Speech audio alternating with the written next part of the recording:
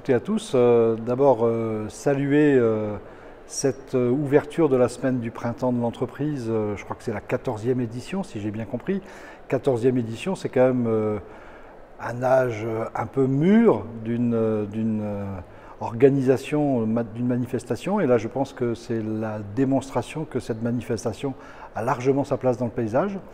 Et puis, pour partir sur les projets futurs de l'organisation, de lancer l'idée d'une association, avec l'idée de dire pourquoi ne faire ça que pendant une semaine et pourquoi ne pas étaler ça sur l'ensemble de l'année, parce que je pense que ce qui est important dans ces printemps de l'entreprise, c'est ce contact entre le monde de l'entreprise et le monde de l'enseignement, mais aussi ces jeunes, pour mettre en adéquation aujourd'hui à la fois les besoins et l'offre.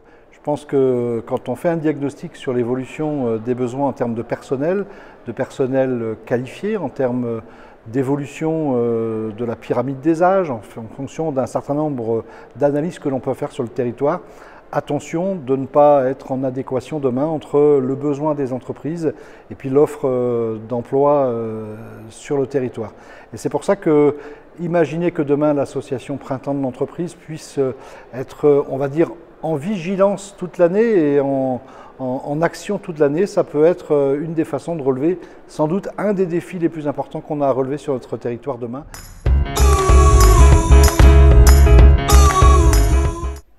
Ce projet d'association, ça permet de pérenniser et de donner du corps à un événement qui avait tendance à se produire une fois dans l'année, et ça permet de structurer davantage à la fois sur le territoire et dans le temps les liens qui unissent le monde de l'entreprise et le monde de l'éducation.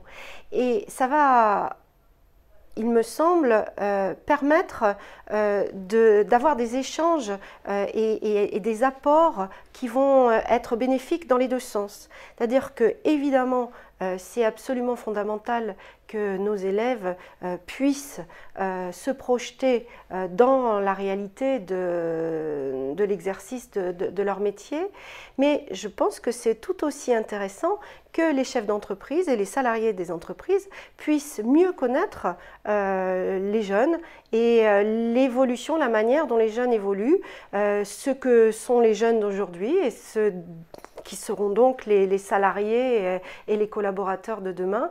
Et c'est à ce titre-là, l'association, elle a vraiment du sens. Le printemps, c'est une opportunité extraordinaire de rencontre sans tabou entre les jeunes générations et les chefs d'entreprise. Je pense que nous avons beaucoup à apprendre les uns des autres. Et pour construire l'entreprise de demain, il faut intégrer que les codes changent. L'entreprise, c'est une suite naturelle. C'est une suite naturelle après une période de formation. Il est pertinent, grâce au travail tout au long de l'année avec les enseignants, de connecter ces univers. C'est une richesse particulière sur Vannes, qui se diffuse sur les autres territoires et qui participe au même état d'esprit que celui des réseaux rassemblés derrière nous ce soir. Mieux se connaître, partager et avancer. VIP, qui est l'agence de développement économique du Pays de Vannes et la Technopole, est très proche du monde de l'entreprise et de celui de l'enseignement supérieur. Nous diffusons le goût d'entreprendre et dont les porteurs de projets de tous horizons, les étudiants, les chercheurs, les investisseurs. Il est donc tout à fait naturel pour nous de nous associer au premier plan de cette superbe initiative de création de l'association du printemps qui va naître. L'association du printemps d'entreprise a tout son sens, puisque depuis 13 ans, donc, ce sont des bénévoles qui participent activement à la construction de cette manifestation pendant une semaine. Le fait de créer cette association va permettre effectivement de professionnaliser, de structurer et d'étendre le printemps d'entreprise avec toutes ses formes, que ce soit en communication, en termes de sens, que ce soit aussi numérique, pour pouvoir effectivement donner plus de visibilité sur cette opération qui est très appréciée des étudiants, du corps enseignant et des chefs d'entreprise.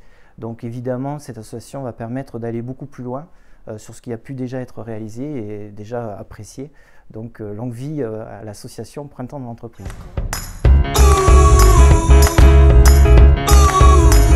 Alors le fait que l'association déjà vole de ses propres ailes, c'est très intéressant parce qu'elle va passer en transversal au niveau des réseaux et pouvoir s'appuyer sur l'ensemble des forces vives. Ça sera plus piloté par le club entreprise avec un appui du CJD mais par une association indépendante. Donc ça c'est extrêmement important. Ça veut dire aussi que le concept aujourd'hui a atteint un niveau de maturité suffisant pour vivre l'ensemble de l'année, avoir des partenaires qui sont là présents toute l'année également pour financer et puis pour appuyer au niveau des choses qui y sont proposées.